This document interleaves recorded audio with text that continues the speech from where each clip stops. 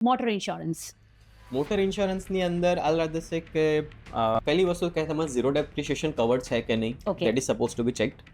Because જો એ કવરેજીસ નથી હોતું તો એ કેસમાં કદાચ મારી કાર જ્યારે એક્સિડેન્ટલ ક્લેમમાં જાય છે ને તો I end up getting nearly 50% of claim amount. Oh, right. So for example મારી કારમાં 2 લાખનું નુકસાન થયું છે તો કદાચ આઉટ ઓફ પોકેટ 1 લાખ મારે પે કરવાના આવશે જો ઝીરો ડેપ કવર નહીં લીધું હોય તો. નહીં હોય. અને આજની તારીખે ધેર આર ઇન્સ્યોરન્સ કંપનીઝ જે કારની 10 years સુધી એજ સુધી પણ ઝીરો ડેપ કવર આપે છે. ઓ, ધીસ ઇઝ ફેન્ટાસ્ટિક. અને લોકોને માર્કેટમાં એટલે મેક્સિમમ લોકોને એટલી જ ખબર છે કે 5 વર્ષ સુધી જ મળે છે, રાઈટ. બટ એકચ્યુઅલી 10 વર્ષ સુધી પણ મળે છે. સો એ વસ્તુ ધ્યાન રાખવી જોઈએ. Apart from this engine cover જે આઈડિયલી લેવું જોઈએ કારમાં, જે ઘણા બધા લોકો એને અવોઇડ કરતા હોય છે just to reduce the premium.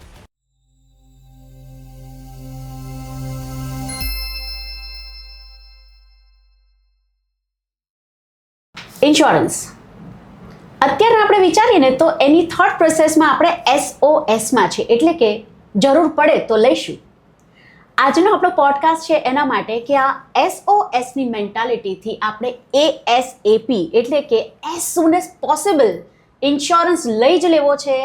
એના માટેનો આપણે એન્ટાયર ટોપિક રાખ્યો છે which is ensure to ensure.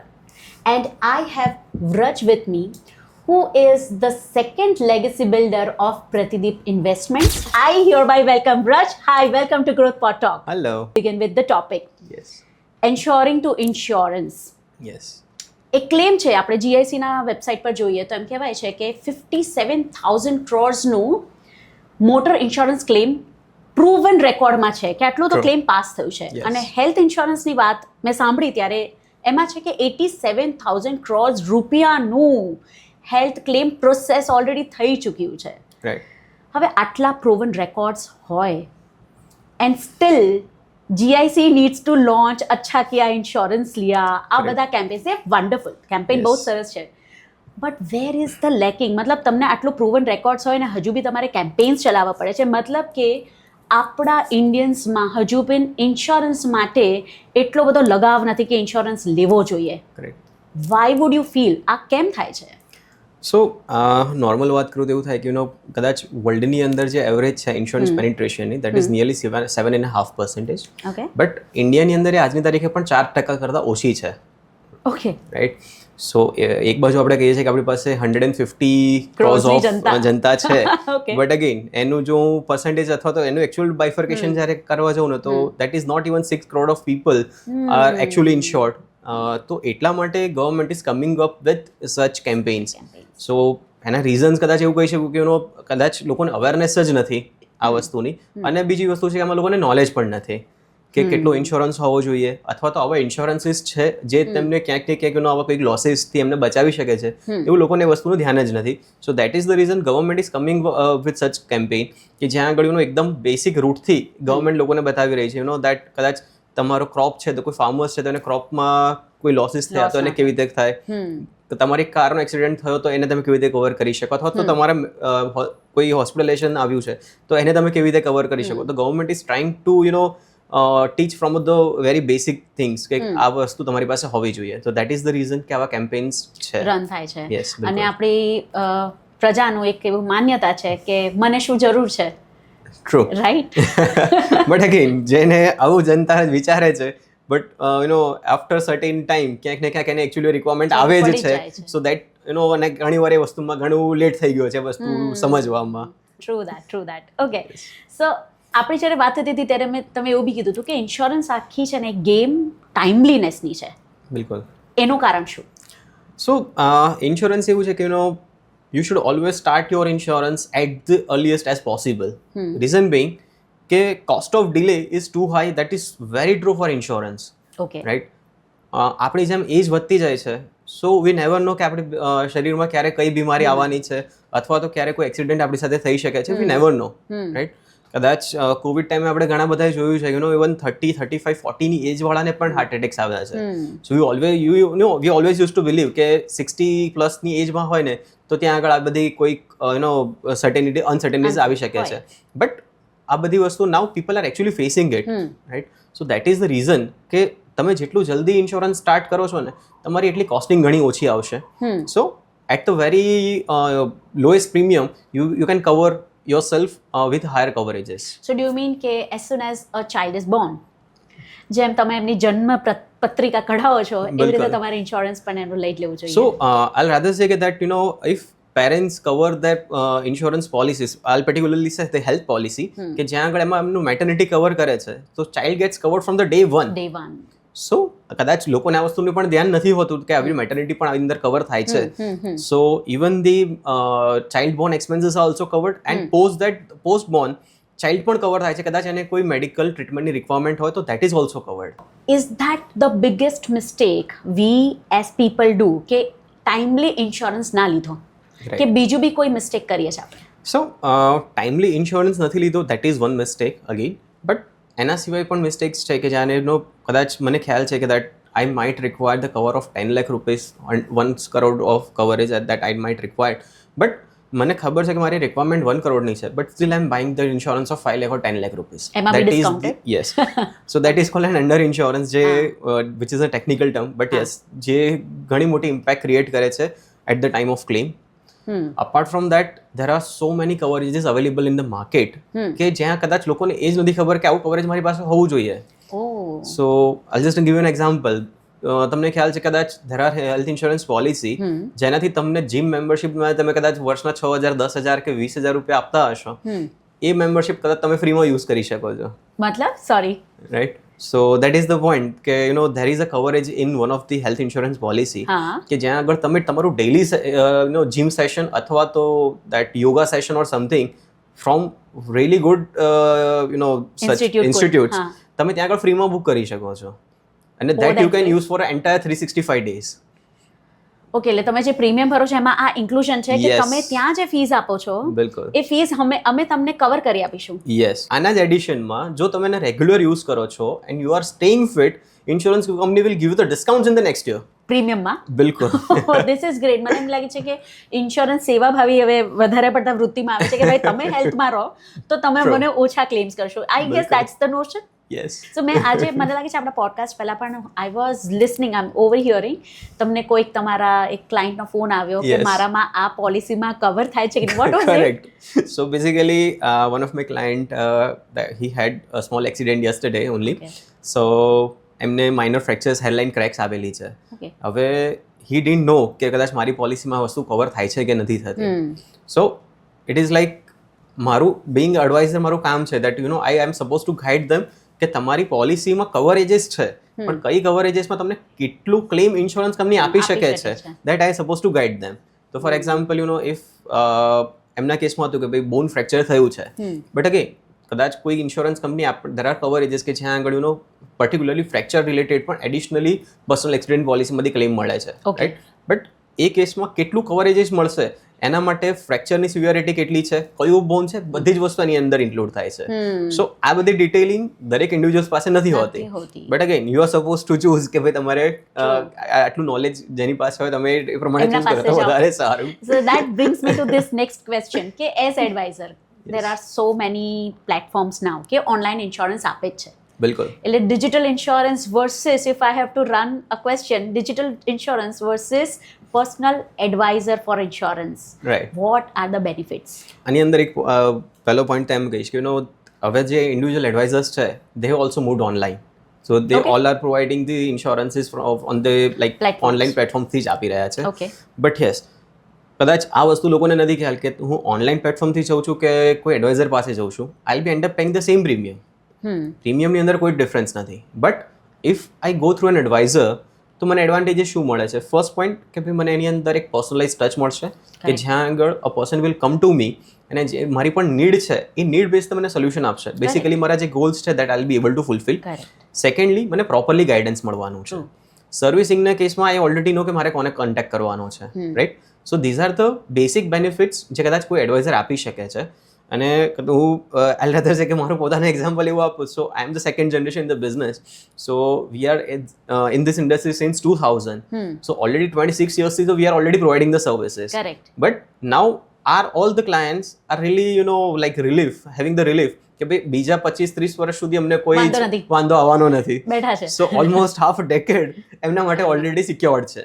True. સો આવી રીતે જેટલા પણ લોકો આવી રીતે ક્યાંક એડવાઇઝરી સર્વિસીસમાં છે સો ક્લાયન્ટ્સને પણ એક રિલીફ મળી જાય છે કે તો કંઈ પણ થશે તમારો સિંગલ પોઈન્ટ ઓફ કોન્ટેક્ટ છે મારો એડવાઇઝર છે આઈ કોલ હિમ અપ અને that person will take care of everything. True. So that is the biggest thing. અને જેમ તમે કીધું એક મને ડિટેલ્સ મને થોડી જોઈએ છે. તમે કીધું કે ઇન્સ્યોરન્સ ઓનલાઈન પે કરીએ ને અને પર્સનલ કરીએ એમાં કોઈ ડિફરન્સ નથી.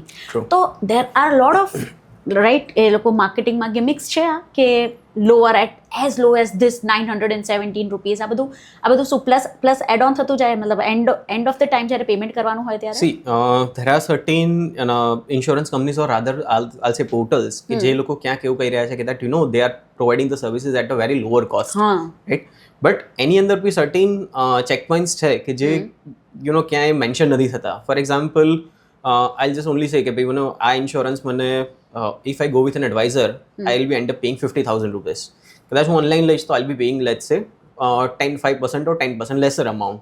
એટલે 40,000 રૂપીસ ચાલો પકડી. હા, મોટા 45 ની આસપાસ I'll be end up paying, right? તો મને એટલું મને પે કરવાનું આવશે. બટ એની અંદર જે પણ સર્વિસીસ ઇન્વોલ્વ છે એ કોઈ પણ સર્વિસીસ મને ડિરેક્ટલી મારી સર્વિસીસ બધી મારી જાતે લેવાની છે.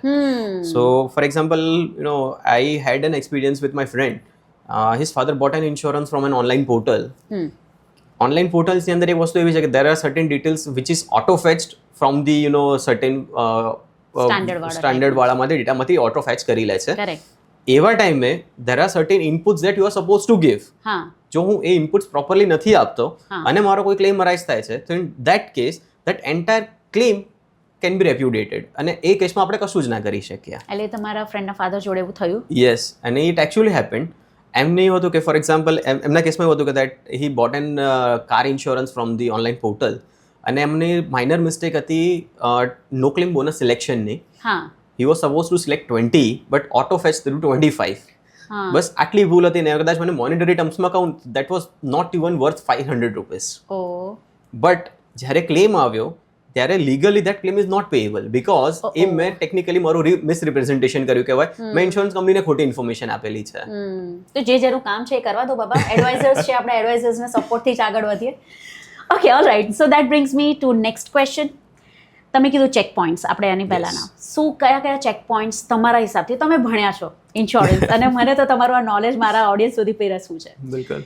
કેવા એવા ચેક પોઈન્ટ્સ? હું તમને 3 એવા સેગમેન્ટ્સ આપણે વાત કરીને એમાં ચેક પોઈન્ટ્સ કે જે આપણે ઇન્સ્યોરન્સ લેતા વખતે ધ્યાન રાખવું જોઈએ, કાં તો કોઈ નથી કીધું પણ તમારે ચોક્કસથી ધ્યાન રાખવું જોઈએ. ફર્સ્ટ ઇઝ લાઈફ ઇન્સ્યોરન્સ માટે. સો લાઈફ ઇન્સ્યોરન્સની અંદર હાલ છે કે when you are buying a life insurance તમારી જે કરંટ એજ છે અથવા તો અને એ ટાઈમે તમારી જે કરંટ ઇન્કમ છે એ ટાઈમે તમે જેટલો મેક્સિમમ ઇન્સ્યોરન્સ બાય કરી શકતા હોય ને કરી લો. બિકોઝ જેટલી એજ વધવાની છે એ ટાઈમે ઘણી બધી બીમારીઓ અથવા તો ઘણી બધી વસ્તુઓ આપણી સાથે થઈ શકે છે અને પ્લસ જેટલી મારી એજ વધે છે ટેકનિકલી એટલી મારી અર્નિંગ કેપેસિટી ડાઉન થાય છે, રાઈટ. સો અર્લિયર એજ ઉપર એ earning capacity is very high. તો insurance company will give you the highest insurance cover at the very early age. Fabulous. હા, right. So that is one thing that one should take care of. એના સિવાય કદાચ કહી શકો તો જે પણ તમે ઇન્સ્યોરન્સ પોલિસી પરચેસ કરી રહ્યા છો અથવા તો તમે લાઈફ ઇન્સ્યોરન્સને કોઈ ઇન્વેસ્ટમેન્ટ કરી રહ્યા છો, try to look for the maximum rate of interest કે તમે ક્યાંથી તમને મળી શકે છે, રાઈટ.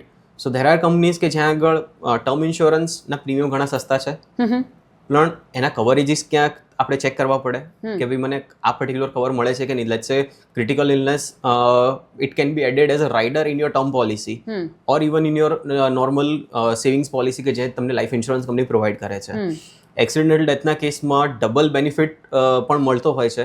સો ધેર આર કવરેજીસ કે જે નોર્મલી કોઈને ખ્યાલ નથી હોતા but we are suppose to ask this things કે આના સિવાય મને એડિશનલી શું મળવાનું છે. જો હું પૂછીશ તો મને કદાચ સામેથી આન્સર્સ મળતા જશે ને I be getting this additional coverages in that terms. એક કહેવત છે પૂછતો નર સદા પંડિત.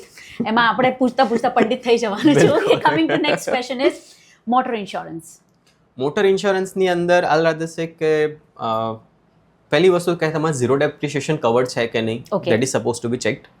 બિકોઝ જો એ કવરેજીસ નથી હોતું તો એ કેસમાં કદાચ મારી કાર જ્યારે એક્સિડેન્ટલ ક્લેમમાં જાય છે ને તો I end up getting nearly 50% of claim amount, right. So for example મારી કારમાં 2 લાખનું નુકસાન થયું છે તો કદાચ આઉટ ઓફ પોકેટ 1 લાખ મારે પે કરવાના આવશે જો ઝીરો ડેપ કવર નહીં લીધું હોય તો.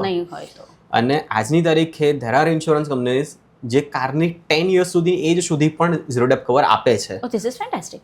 અને લોકોને માર્કેટમાં એટલે મેક્સિમમ લોકોને એટલી જ ખબર છે કે 5 વર્ષ સુધી જ મળે છે, રાઈટ, બટ એકચ્યુઅલી 10 વર્ષ સુધી પણ મળે છે. સો એ વસ્તુ ધ્યાન રાખવી જોઈએ. Apart from this engine cover જે આઈડિયલી લેવું જોઈએ કારમાં, જે ઘણા બધા લોકો એને અવોઇડ કરતા હોય છે just to reduce the premium. હવે ફોર એક્ઝામ્પલ હવે રેની સિઝન સ્ટાર્ટ થશે અને આપણે જોઈએ છીએ કે અમદાવાદની અંદર પણ આજની તારીખે પણ કદાચ જોવા જઈએ ને તો ઘણી બધી એરિયાઝમાં પાણી ભરાઈ જાય છે, right. Not Ahmedabad, you take any country in the world કે જ્યાં આગળ આવા ઇશ્યુઝ થતા હોય છે. હવે એવા ટાઈમે જો એ પાણી આપણા કારના એન્જિનમાં જતું રહે અને એન્જિન બ્રેકડાઉન થઈ જાય, I am the victim of it. Okay. Right, તો એવા કેસમાં ફોર એક્ઝામ્પલ આપણી કારની વેલ્યુ લેટ્સ સે 20-25 લાખની કારની વેલ્યુ છે, તો એમાં એન્જિનની value is costing nearly 50% of the car value. You can consider this. તો કદાચ 20 લાખની કારમાંથી લગભગ 8 થી 10 લાખ રૂપિયા તો મારે બેર મિનિમમ મારે એન્જિનની પાછળ ખર્ચવાના આવી શકે છે. હવે એવા ટાઈમે એવું થાય કે તમને એવું થશે કે ચાલો આના કરતાં નવી કાર લેવી વધારે સારી, રાઈટ. તો ઇટ ઇઝ બેટર જો આવું એન્જિન કવર આપણે લીધેલું હશે તો એન્જિન કવર તમને પૂરેપૂરું એન્જિન આઈધર રિપ્લેસ કરી આપશે અથવા તો રિપેર કરી આપશે. So ultimately you won't be paying any single penny out of your pocket.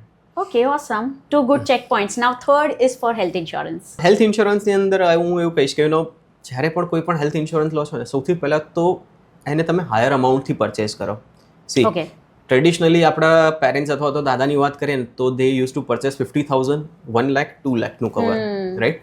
પણ આજની તારીખે આપણે હોસ્પિટલ્સના બિલ જોઈએ છે ને ત્યારે ઘણા લોકોને બિલ જોઈને પણ કંઈક હાર્ટ એટેક આવી જાય, બીજું આવી જાય, રેડી રાખો ભાઈ surgery, right. Okay, so it is like દરેક જણાનું જેટલી ઇન્કમ હશે ને એ જ ઇન્કમ પ્રમાણે દેટ પર્સન વિલ થિંક કે ભાઈ હું આ હોસ્પિટલ પ્રિફર કરીશ, રાઈટ.